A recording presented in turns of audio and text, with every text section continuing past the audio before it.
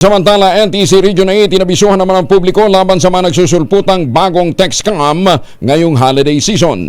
Detalye ng balita mula kay Jane Galit Bantayan, RS34. Jane? Ngayong holiday season ay kinumpirma ng NTC Region 8 na patuloy naman sa pambibiktima itong mga scammer kung saan nagsulputan ngayong nalalapit na ang Kapaskuhan.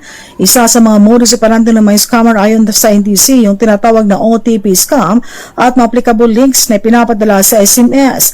Nananawagan sa NTC Regional Director Willie Sabala sa publiko mag-ingat sa mga pinapadala na mga applicable links ng mga scammer at iwasan itong i-click kung saan posibleng makuha ang impormasyon ng GCash, Paymaya at iba pa ng mga e-wallet bank.